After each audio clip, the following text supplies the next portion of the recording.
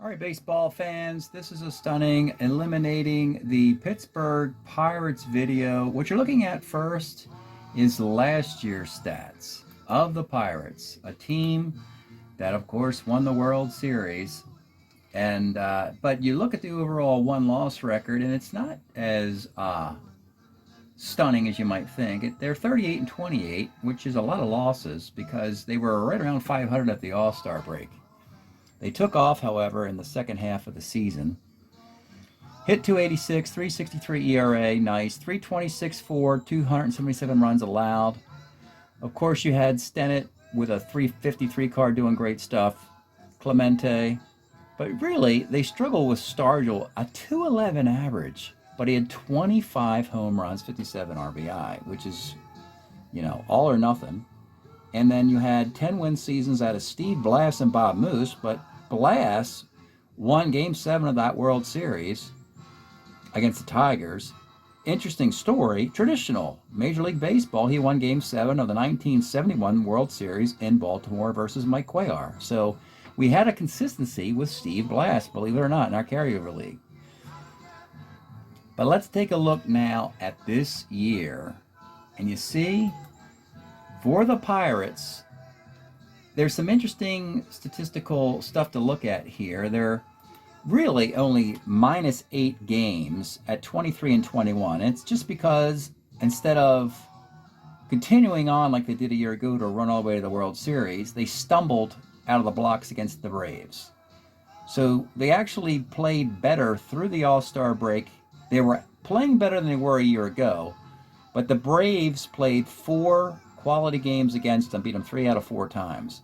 Statistically, though, they're much better. Look at the top. Clemente, Oliver, and Willie Stargell, all All-Stars. Amazing seasons. Willie Stargell, the National League MVP this year. 16 homers, 52 RBIs, and a 305 average after that 211 card that, oddly enough, got a world championship. Clemente's last year, of course, at 346. Oliver, brilliance. Larry Milburn, utility player, could play second or short, and he did nice work there. Richie Zisk, okay. Seguin struggled a little bit. Dave Parker didn't do what we thought he would do. Rennie Stennett was really the only big failure on this team. He was you hate to blame it on one guy. I doubt I would blame it on Stennett. He batted 9th most of the year anyway, so it doesn't really hurt the team, but 202 average hurts anybody. I think the failing might be a little bit in the pitching. It dropped off a little bit. No Steve Blass. Remember, Blass and Moose combined for 20 wins. Blass is gone. Moose went 3 and 5. Jim Rooker took the top spot in the rotation. Did a commendable job going 9 and 4, 3 complete games. Justy closed games out again like he did a year ago. Foster was decent, but really it was Ramon Hernandez in the bullpen was so awful that he had 3 losses there, and maybe a win or two more, and they don't have to play that series against the. They might have won this division, or they might have just had more of a cushion to outlast the Braves. And you could say it was a narrow. The Pirates got fortunate many times in the postseason tournament and in the playoffs to continue on to the series. This year they didn't get fortunate. They actually got caught by the Braves, losing that series 3-1, and that's how it ends for the world champs. It is stunning, but, this is a great baseball team, and they're going to move on as a great baseball team. But it's time now to take a look at the Pirates, who are coming back next year. They'd have the best record in baseball in 71 and 72. We know they're a good team throughout this decade. Let's see the dozen players who are coming back. And this is the Stargell card. We played him as a 4 first baseman because we know he moves there eventually anyway. Out of the outfield, even with that great -4 arm. So here's Stennett at second.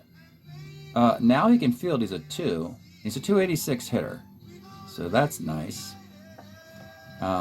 Tavares will be a part-time shortstop. Milburn is a versatile.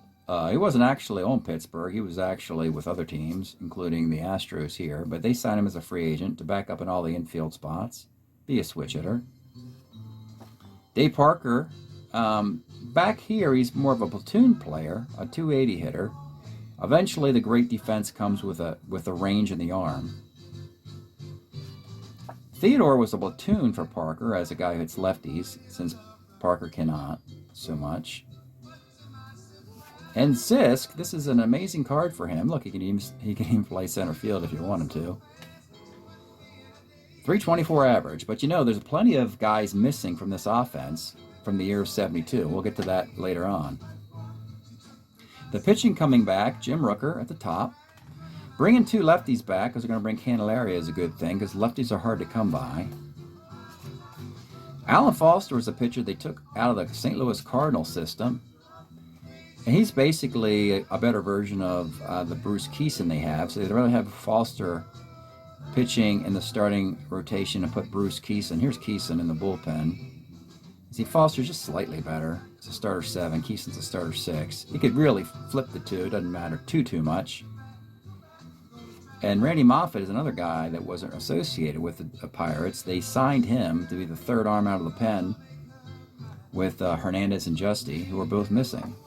So, yeah, we see the 12 quality guys here, but there's going to be 8 really important historic Pirates that we're going to have to decide how we continue when we keep, waive, and retire those guys. All right, baseball fans, we begin by saying goodbye to Hall of Famer Roberto Clemente. Had a brilliant performance with a 72 card, outplaying that card. Before he dies tragically in the off season between 72 and 73. He was 37 years old, hit .312, 835 OPS, Gold Glove winner, 13th in the MVP voting at age 37. Wow, remarkable. And he actually even outplayed that in the season we just had. Played better than we had him play with 71 when he actually had a better card. So we got better results with the 72 than the 71. Yet the 71 star Clemente did win the World Series a year ago. But we'll have to say goodbye to Clemente, sadly. So we'll go over to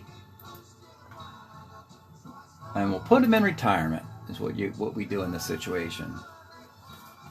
The next player is Richie Hebner. He had a great 72 card. A left-handed hitter known for hitting lefties very well. No platoon necessary for Richie Hebner. 72 season, he hit 386. And he's got some 800 OPSs coming up with MVP votes in 73 and 74. Too early to choose which card we'll pick. We just know we're keeping him because he is a Pirate through and through at this point. Eventually he moves on later in the career, but for now he's going to, of course, stick here in Pittsburgh. All right, next player, and this will probably be the first guy to move along, will be Hal King. They wanted another left-handed bat on the bench. They wanted somebody to possibly platoon a little bit with Sanguin behind the dish. King met that requirement as a left-handed hitting catcher and pinch hitter. 72, hit 180, but the 333 on base and the timely home runs is what made the card attractive. 73, he has to have a card with Cincinnati, or he has to go into retirement. So we can check the roster sheet for 73 and see if that exists. I don't believe it does. I'm pretty familiar with the 73 set. So we'll go look at the original roster sheets. You can find these at superds.tripod.com website, Gary's Strat page. Looking for Cincinnati catcher Hal King, and I had Bill Plummer. Plummer had more plate appearances than King. He got the Strat card. When I say he got the Strat card, I am talking, of course, about the first edition, this set. It's possible in the reissue they make a card like that because they make more cards. But for now, Hal King goes to retirement. So we'll go over here. Clemente and King retired, Hebner being kept. 2 more hitters and 2 more important ones. Al Oliver. Very important for Al to play center field and first base. They often flipped in between the spots. Probably better suited to be a first baseman or perhaps a left fielder. They didn't have an heir apparent in center field after Matty Alou. They're not going to have an heir apparent until Omar Moreno arrives, which might be 76, 77. Plays for the Pirates all the way through 76 and has these all-star appearances. Plus he's got the 72 season, it's 312. We got a 321 season coming up on the MVP chart. The key is we still need to play some a lot of center field actually. So that's going to be part of the criteria when we select his new card. But he is a keeper. Al Oliver. Next, Manny Sanguillen. He's not going anywhere. Matter of fact, not a lot of catchers hit 320 multiple times. And Manny does it at least twice, maybe 3 times. Let's see. Sanguillen hits 325 and 70. He's 328 and 75. Gets MVP votes in 75. He's a Pirate the entire timeline. Again, this is no-brainer territory here. So we'll just plug in Sanguillen. This is easy to do. When you're this good, it's pretty easy. The problem would come if you get a 5th guy who's a staple of the team, and then you got to let him go or figure out a trade to move on and get some compensation for him. We're getting into that territory now as we go to the pitching staff. 3 of them, beginning with Bob Moose. So this is an interesting player. He'll be off this team relatively soon. His career ends in 76, so it's a shorter career than these other guys. But it's exclusively with the Pirates, suggesting he should play with the Pirates the whole time. 73, he can pitch on 3 days rest. But actually, the ERA starts to go up a little bit. He goes into the bullpen. He's still a good quality pitcher. He's 25 years old. All arrows point to keeping him. But if it turns out that there's 5 guys here, he's probably the guy to be jettisoned. Obviously, the first 3 guys we want more. We want Hebner and Oliver and Sanguillen more than Moose. So he's the 4th Beatle here. He's Ringo presently. But we got 2 more important pitchers to look at. The first is Ramon Hernandez, and the immediate reaction is get rid of this guy because he failed horribly. I don't get it. The original Ramon Hernandez, this one, of the 3 Ramon Hernandezes listed there. I don't know what happened with this card. Here's the stats. 5-0, 167 earned run average in 70 innings, a 1.02 whip. I don't know how you can play this card to an ERA of 9 and 6 over 2 seasons. Just horrific luck. Stunningly terrible luck. He isn't going anywhere either, folks. He's got a great 73 and 74 and 75, part of 76, all with the Pirates. This is one that really defies the results we just saw. He would bring more value as a left-handed pitcher. One thing about the Pirates is they traded, or didn't trade, they weren't able to hold on to Jerry Royce as Royce moved to an expansion team, because you can only keep 3 lefties, those being Rooker, Candelaria, and this guy Hernandez.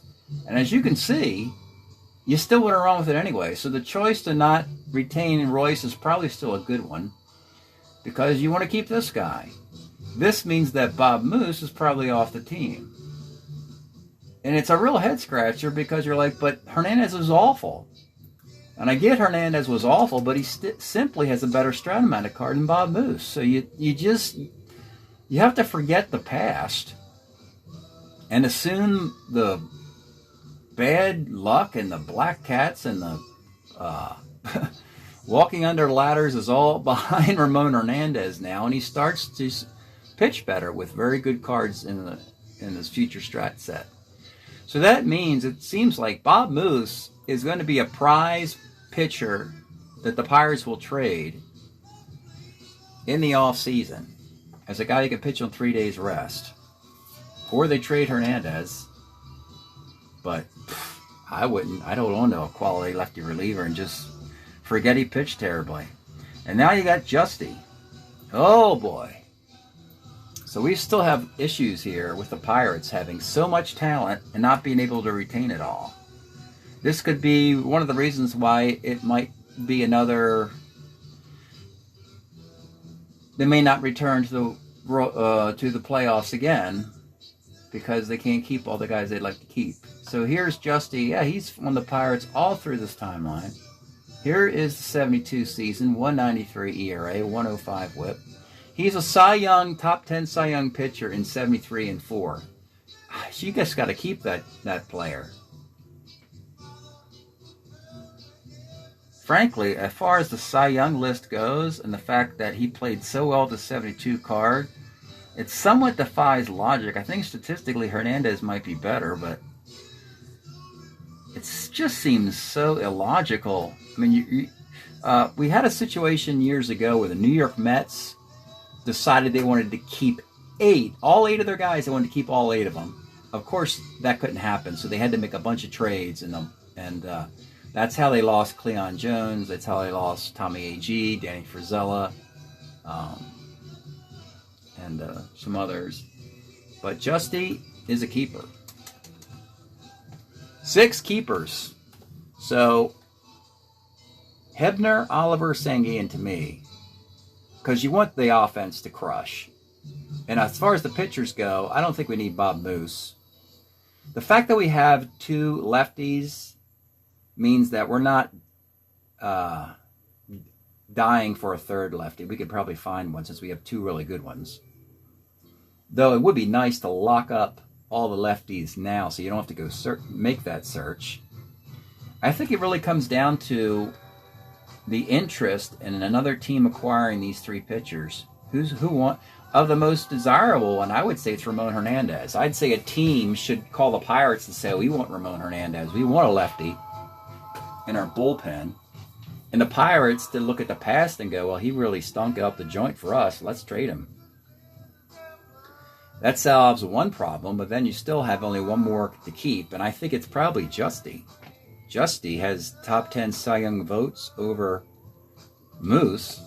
So right now I'm thinking trade here, but this is the big trade. This is a gem of a reliever who needs a change of scenery. Ramon Hernandez. He's fantastic. He just needs to live up to the card, play the card to its expectations, and it should pay off. At least Ramon got a World Series ring last year on the coattails of the rest of the Pirate team. But that's it today. Eliminating the Pittsburgh Pirates, a really promising analysis. They look fantastic, actually. We expect them to make a run back, be one of the more talented teams, and make another playoff run next year. Thanks for checking this out. We'll see you next time.